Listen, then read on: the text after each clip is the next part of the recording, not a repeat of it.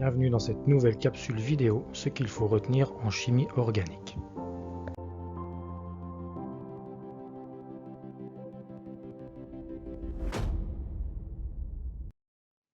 Bonjour à tous.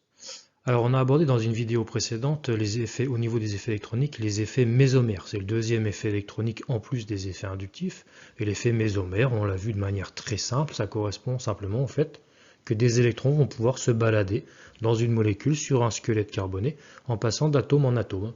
Et on a vu que les seuls électrons qui sont capables de se déplacer au sein d'une molécule, ce sont des électrons soit de doublés non liants, comme ceux que tu vas retrouver sur l'oxygène ou sur l'azote. Ça va être des doublés d'électrons qui sont associés à des charges négatives, une charge négative étant équivalente à un doublé d'électrons. Et on va avoir également la possibilité de déplacer les électrons des liaisons doubles, pi, c'est-à-dire liaisons doubles, liaisons triples, qui sont des liaisons relativement fragiles, qui possèdent deux électrons qui sont mobiles et qui vont pouvoir se déplacer en fonction des groupements qui vont être à proximité d'eux. Donc on avait vu que la mésomérie, elle allait avoir lieu uniquement dans certaines conditions, qu'on va revoir un tout petit peu ici. Donc c'est bien beau de savoir repérer la mésomérie, et c'est d'ailleurs extrêmement important. Et pourquoi c'est important? Simplement parce que ça va te permettre d'appréhender les mécanismes réactionnels qu'on va voir par la suite, et ça va également te permettre de comparer la réactivité d'un certain nombre de groupes fonctionnels qui vont intervenir dans ta réaction. Donc je prends un exemple particulier ici. Tu as dans un mélange, on va admettre que tu vas mélanger ces deux molécules. Donc ils sont deux chaînes carbonées, un alkane ici butane, donc on a bien 4 carbones, c'est le butane, et ici on a également une chaîne carbonée, donc on a affaire à un alcène ici, donc je prends la même chaîne que le butane, je mets une double liaison en plein milieu, et on obtient le but de N. Ok, donc, peu importe la nomenclature. Maintenant on va regarder si je mélange ces deux molécules en même temps, en présence d'une base, bien entendu pour faire une réaction acido-basique, la base va aller arracher un hydrogène sur une des deux molécules. Et là, la question, c'est savoir sur quelle molécule l'hydrogène va être arraché en priorité. Donc c'est ce qu'on va voir ensemble. Alors ce qui est bien avec les réactions acido-basiques, c'est que si on n'arrive pas à raisonner sur l'acide, c'est-à-dire je te présente ces deux molécules-là, je te dis tu mets une base à côté, je ne sais pas du tout ce qui va se passer. Bien souvent, on a la possibilité d'aller raisonner sur la base conjuguée, et c'est parfois plus facile. Donc c'est ce qu'on va faire dans cet exemple-là.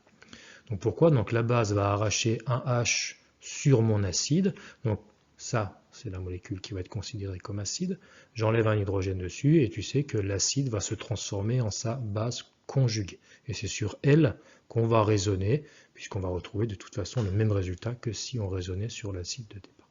Donc admettons, donc c'est ces hydrogènes-là qu'on va essayer d'aller arracher à ces molécules-là, donc l'hydrogène que j'ai numéroté 1 sur le butène et puis 2 sur le butane. Donc encore une fois, je mets un raisonnement enfantin, c'est simplement pour montrer qu'il faut essayer de raisonner de manière relativement simple et pas forcément aller se compliquer la vie avec des choses complexes. Il faut toujours rester relativement simple et regarder les électrons systématiquement, où sont les électrons et ce qu'ils sont occupés à faire au sein de la molécule. Donc admettons, j'arrache, la base va arracher un hydrogène sur le butane, je vais obtenir cette structure-là. Donc on est bien d'accord, donc on va arracher l'hydrogène, pourquoi? Le H va partir sous forme de H+, il va se fixer à la base. S'il part sous forme de H+, c'est qu'il a perdu son électron. Donc les deux électrons de la liaison CH, naturellement, ils restent sur le carbone. Okay, donc c'est pour ça qu'on obtient un carbone ici CH2 avec un doublé non liant et une charge négative. Le doublé non liant et la charge négative, c'est la même chose. On a un électron, en tout cas, en plus sur le carbone. Donc ça, c'est la première base qu'on peut fabriquer, c'est cette base conjugale. En tout cas, ce qu'on peut voir, c'est que cette charge négative, en tout cas ce doublé d'électrons, il est fixé sur ce carbone et il ne peut pas se déplacer à droite ou à gauche. Donc le carbone a un excès d'électrons sur lui et c'est impossible pour lui d'aller dispatcher cette charge quelque part. Ce qu'il faut savoir, on ne l'a pas encore vu, on le verra plus tard, c'est qu'une charge négative, c'est un excès d'électrons et elle va pouvoir être stabilisée par certains effets. Et ces effets, ça va être le fait qu'elle va pouvoir être dispatchée sur les atomes voisins. C'est-à-dire que la charge négative va être d'autant plus stable que tu vas avoir à proximité des groupements qui sont attracteurs d'électrons par effet inductif ou par effet mésomère. L'important, ça va être de diluer la charge négative. Plus elle va être diluée sur la molécule et plus elle va être stable, c'est-à-dire plus elle va se faire facile. Okay, donc dans ce cas particulier, manifestement, le carbone, il a ses électrons, ces deux électrons se doubler non liants, et il ne peut rien en faire. Donc globalement, c'est une base qui est relativement instable. Maintenant, si je passe à son voisin, admettons la base va arracher maintenant l'hydrogène sur la molécule qui possède la fonction alcène, double liaison CC. J'obtiens cette base, de la même manière, les deux électrons, évidemment, de la liaison CH sont restés sur le carbone. Et qu'est-ce qu'on remarque dans cette molécule de particulier par rapport à la première? On remarque qu'on a ici affaire à une liaison double, liaison pi, donc deux électrons qui sont relativement mobiles. La liaison double est une liaison fragile. Tu as ton doublet non liant associé à la charge négative sur le carbone. Et ces deux groupements, la double liaison et le doublet non liant, sont séparés par une liaison simple sigma. Et là, on entre dans les conditions de la mésomérie qu'on a vu ensemble, c'est-à-dire que les électrons vont pouvoir discuter d'un côté à l'autre. Donc là, c'est la mésomérie qui entre en jeu. On a une mésomérie qui est possible.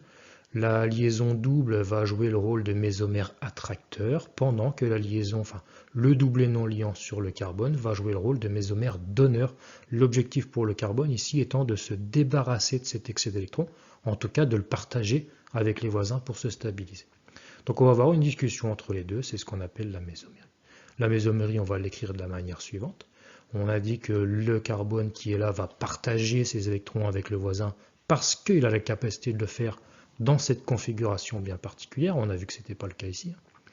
Et la double liaison va jouer le rôle d'accepteur, c'est-à-dire que le carbone qui est fixé ici en bout de chaîne va accepter ce doublet non liant supplémentaire. Et la mésomérie, donc je te rappelle, on la représente par cette flèche à double pointe. Donc ce sont deux formes mésomères. Ici, c'est un équilibre entre ces deux formes-là, d'accord? C'est la même molécule avec un déplacement des électrons de l'une à l'autre. Donc les deux électrons vont former une nouvelle liaison double, cette fois-ci entre ces deux carbones-là. Et ce carbone-là, de manière à ne pas avoir 5 liaisons, tu sais que c'est impossible, il va pouvoir en libérer une, ça tombe bien, il est lié à une liaison double qui est fragile. Donc par répulsion électronique, je vais repousser les deux électrons de cette liaison double vers le carbone du bout, qui se retrouve cette fois-ci avec la charge négative. Donc qu'est-ce que ça veut dire? Ça veut dire que cette base-là, elle est stabilisée fortement par mésomérie. Pourquoi? Parce que la charge négative, avec le va-et-vient qui va se passer de gauche à droite, de droite à gauche, eh bien la charge va être dispatchée sur les trois atomes de carbone qui sont ici. Et ça, c'est quelque chose qui est très stabilisant pour une charge négative. Ça veut dire quoi au niveau de la réactivité de nos deux molécules? Ça veut dire que cette base, si elle est stabilisée par la mésomérie, ça veut dire qu'elle est beaucoup plus basse en énergie. Si elle est plus basse en énergie, ça veut dire qu'elle va se faire plus facilement. Et on l'a vu, on a dit que raisonner sur la base conjuguée ou raisonner sur l'acide conduit de toute façon, normalement, exactement au même résultat. Ça signifie, donc là encore, il faut raisonner de manière extrêmement simple. Si cette base-là se fait plus facilement, parce qu'elle est plus stable, ça veut forcément dire que la liaison CH de départ, elle va se couper également plus facilement. D'accord? Ça veut dire quoi? Ça veut dire que le pK de cette fonction CH ici, ça va être une acidité plus importante que l'acidité de la fonction CH de la molécule du dessus. Et là, je te donne les valeurs expérimentales. Sur un alcène de ce type-là, on se retrouve avec un pK de 43. Donc, c'est une acidité extrêmement faible, on est bien d'accord. C'est très difficile d'aller arracher cet hydrogène-là. Il n'empêche qu'on a un pK plus faible ici que le pK aux alentours de 50 sur un alcane comme le butane. Donc là, on a un delta de pK entre les deux. Donc comme la notion de pK est une notion relative, là, on peut comparer les deux. Même si les deux sont des composés extrêmement peu acides, il n'empêche que celui-ci est largement beaucoup plus acide que celui-ci. Un delta de 7 unités de pK, ça veut dire qu'il y a des constantes d'acidité qui sont extrêmement différentes entre les deux. Donc, en présence d'une base suffisamment forte, bien entendu, avec un pK au-delà de 43, on va arracher en priorité cet hydrogène sur la fonction, sur la molécule qui possède l'alcène. Pourquoi? Parce que la mésomérie va permettre de stabiliser la base conjuguée intermédiaire. Ce qui n'est pas le cas sur le composé alcane pur et dur, où on a une charge négative qui reste fixée au niveau du carbone et qui est incapable d'aller se balader ailleurs sur la molécule. Donc voilà le raisonnement, encore une fois très simple qu'il faut garder à l'esprit. Ne cherche pas à aller vers des choses extrêmement complexes. Les raisonnements sont simples. Les électrons, où est-ce qu'ils sont dans la molécule et ce à quoi ils sont occupés, c'est-à-dire à se balader ou non au sein de la molécule. Voilà, je te remercie.